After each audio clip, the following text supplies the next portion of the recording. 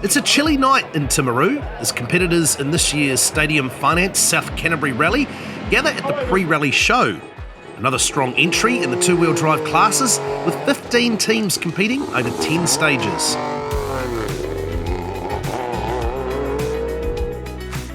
Those stages primarily on the fast South Canterbury roads inland from Timaru, but stage 2 exclusively forestry. Day will end with a sprint at Levels Racetrack. Perfect conditions and a large crowd here to watch the action and cheer on. The open two-wheel drive battle has seen young star Ari Pettigrew challenge Marcus van Klink, but a drivetrain issue here took the sting out of Pettigrew's attack on stage 1. He was caught by van Klink on the stage and limped out 2 minutes 44 seconds behind.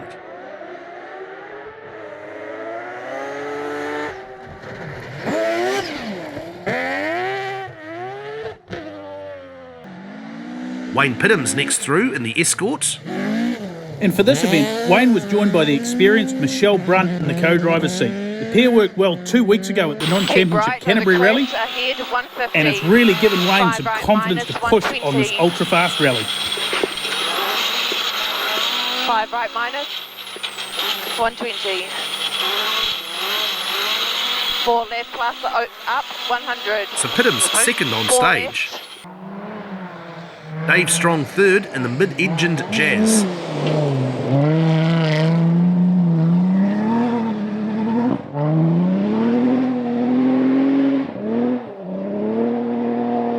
Dylan Thompson leading the FIA Cat 2 cars in his Fiesta.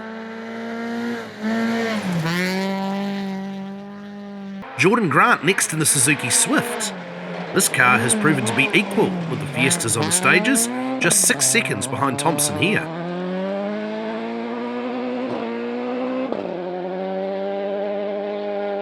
Bryn Jones has had some unlucky mechanical woes this season, but a new engine in the Fiesta for this rally, he was third fastest.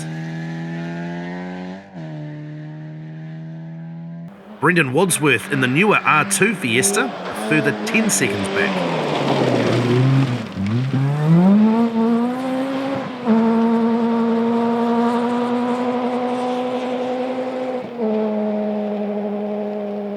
Six teams would compete in the historic challenge. John Silcock looking forward to stretching the long legs of the Group B RX7. Jeff Judd, the best of the Escorts, just 1.2 seconds behind, but that was expected to stretch out as the stages with long, fast straights continue to dominate.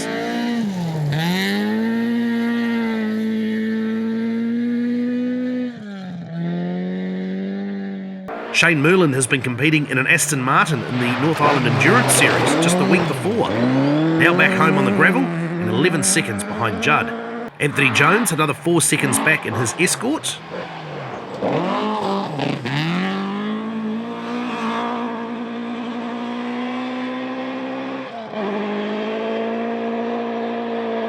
Graham Cowie in the wheel-spinning Lancer Turbo EX.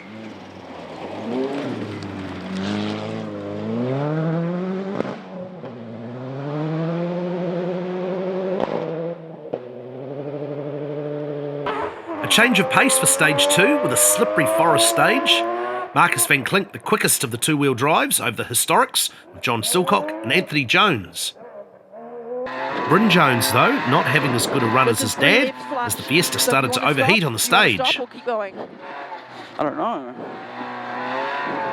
What do you think? Short 7 right, it's your car and it's a new engine. Oh, no, we're going straight back up again. Okay, 30. Caution 4 right plus.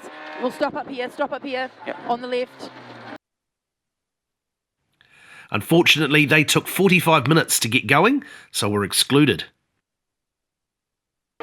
Marcus van Klink punctured on stage 3, losing over 4 minutes, and Ari Pettigrew losing more time as well.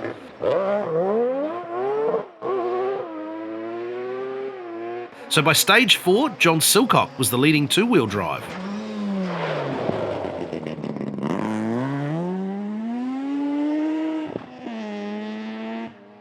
Jeff Judd in his historic Escort, second, now 48 seconds down.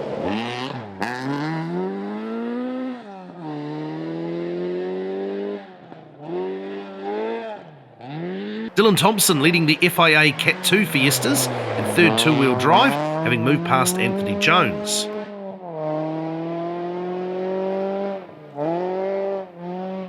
Jones 2.4 seconds back and still within 10 seconds of Judd.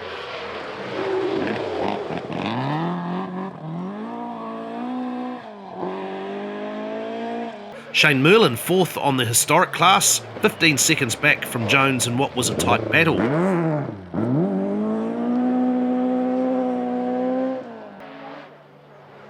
Wayne Piddham's now leading the open two-wheel drives as Van Klink and Pettigrew recovered from their issues.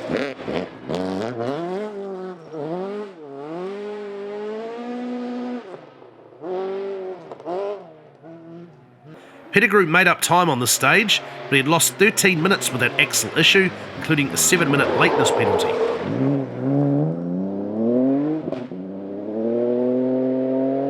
Long tightens 3, 30, 2 left plus, opens flat, late in, half left over small crest, 200, 5 right plus clip. Dave Strong has had teething issues all season with the Honda, but going well here to hold second to Piddham's in the class.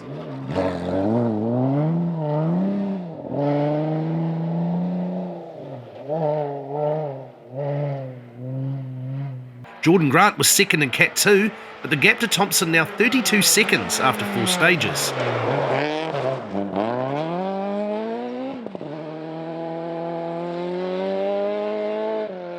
Brendan Wadsworth third in the class, and Dave Owen fifth in historic in his Escort.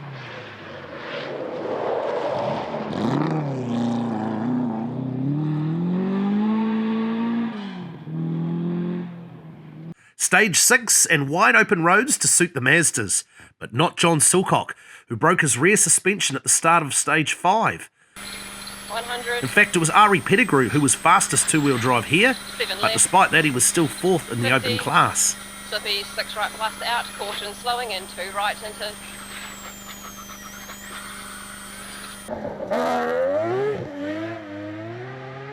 Van Klink second fastest, just 2 seconds slower than the BMW, but he was only third in the class. Dave Strong continuing his strong run over the day to be second.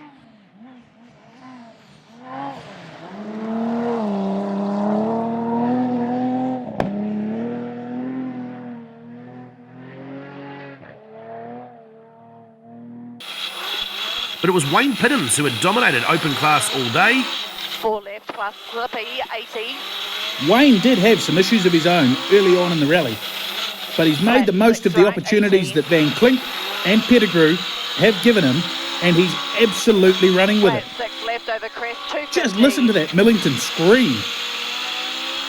5 left plus 150. With Silcock out, the historic lead fell to Jeff Judd.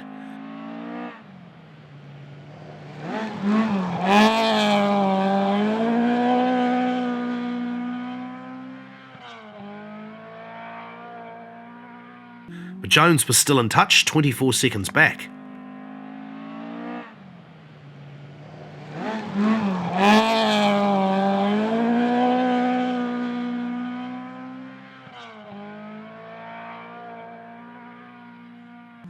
Dylan Thompson now had over a minute's cushion to second place Jordan Grant.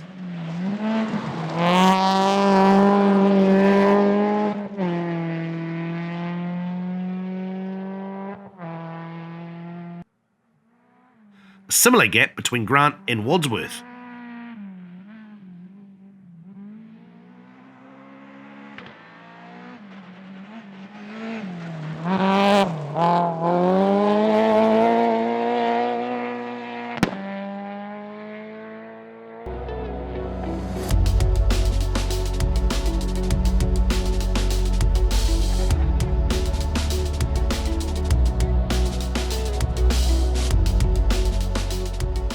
Jeff Judd continued to lead the two-wheel drives through the afternoon.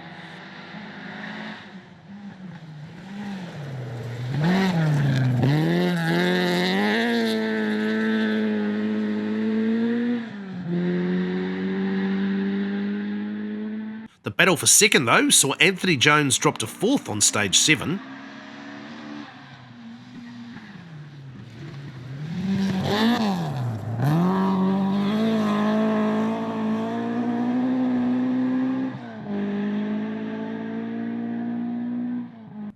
Shane Merlin moving to 2nd, 23 seconds behind Judd, so the pressure was on.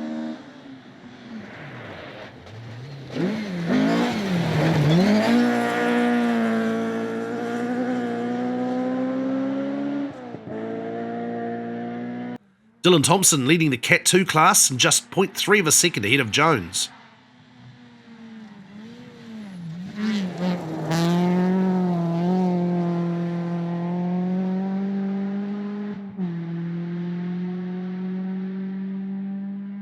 Wayne Pittams continued to lead the open two-wheel drives, but behind him a close battle for second in the open class.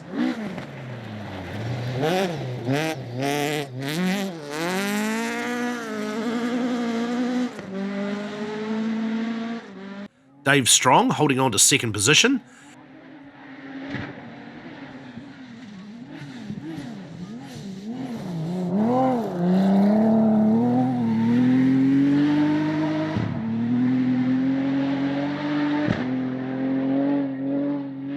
But Marcus van Klink closing to be 3.7 seconds away.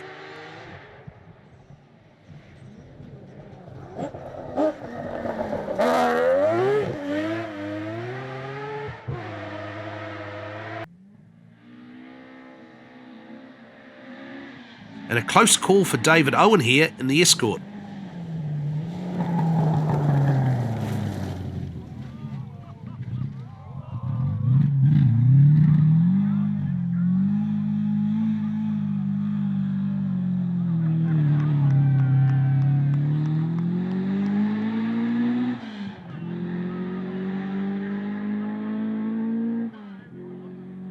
Two stages to go before the sprint at Levels Raceway. Both featured a Ford. This one on stage 8, deep. Marcus van Klink first to tread the water.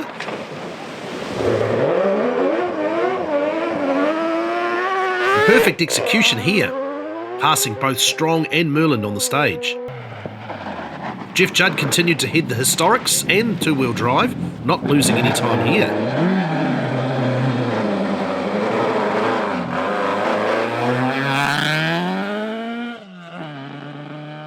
But Shane Merland very nearly overdoing his approach.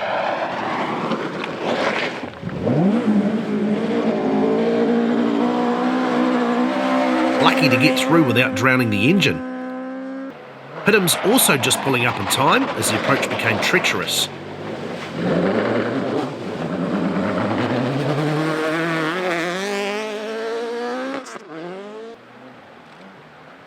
Ari Pettigrew had been slowly making his way back up the results after the morning, but it all nearly came to nothing here in stage 8.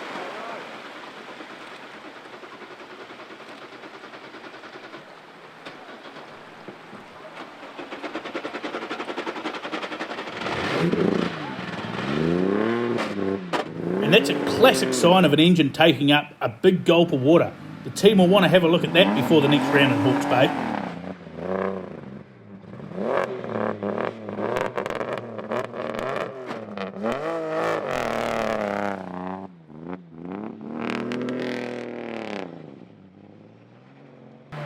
Dylan Thompson also making a perfect approach in the Fiesta.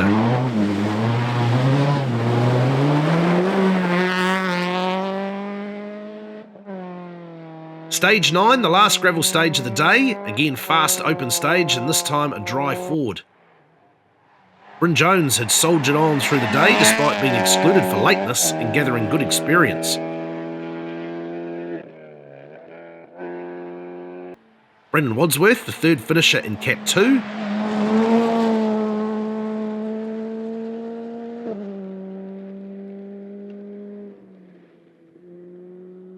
Jordan Grant would finish second in the class in his Suzuki.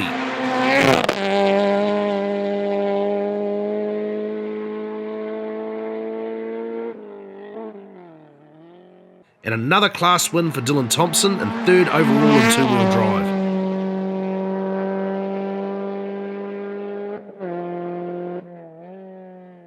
Disaster on stage 9 for Marcus van Klink, retiring on the final stage with gearbox issues.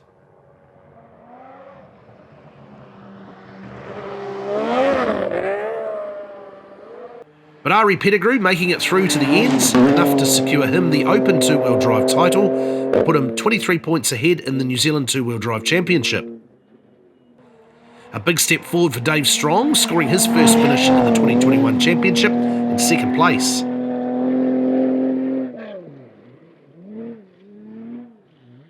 Wayne Pittham's coming home the Open class winner and second overall in two-wheel drive.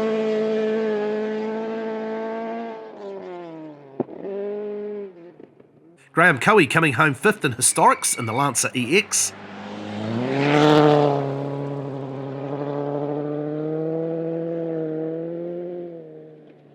David Owen 4th in his Escort.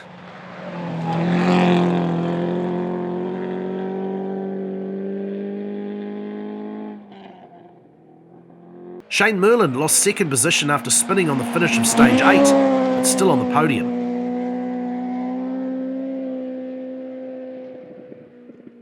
Jones keeping the gap to Judd to under a minute in the end.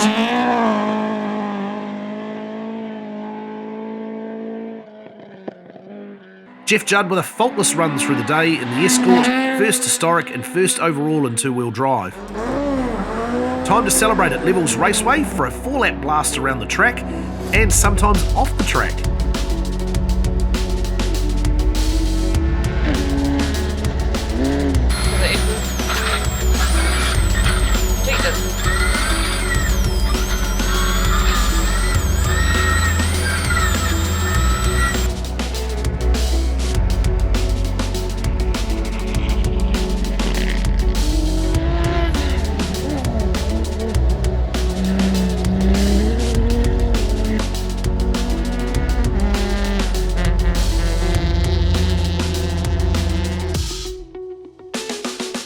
So Jeff Judd takes the historic and overall win. Pittham's wins the Open class. Dylan Thompson in 3rd overall. Jones then 4th. Pettigrew leads Thompson in the two-wheel drive standings. Jones just 3 back, and Jeff Judd moves into 4th. Jeff Judd, 2 starts, 2 wins in the Historic Championship. Bit lucky today though. Johnny was miles in front, so if he hadn't broken his stiff, who knows? Yeah, that's rallying though, isn't it? I mean, you've been there on both ends of that plenty of times. Yeah, I guess so. It was a good day, lots of fun, and yeah, I was wrapped the way the car went. Alex was great on the notes, so yeah, we had a fun day. Wayne Pittham's a fantastic drive today, congratulations. Yeah, thanks BB. Yeah, pretty happy with the result in the end because it didn't start out too well, but just shows you we're hanging there, you know, just keep doing it, and sometimes it comes to you, which it did today. Dylan Thompson, a huge build-up to this event, and I guess worthwhile, the result's good. Yeah, a week ago the car was a bare shell, so it's pretty good to get the result and finally fix that misfire from Otago and Whangarei, so yeah. Pretty fast roads. How did the Fiesta struggle along? Oh, it was struggling all day long. I think where Summerfield had stopped, we'd been flat for a few Ks and it wouldn't even hit speed cuts, so yeah, it was a struggle, but no, it was a really good result and really impressed to be keeping up with some of the faster two-wheel drive cars. A few of them were a bit unlucky, but we capitalised on that and that's how it goes. Next event is Rally Hawke's Bay, a tough challenge for the two-wheel drives. Keep up with the action at nzrc.tv and follow New Zealand Rally Championship on Facebook.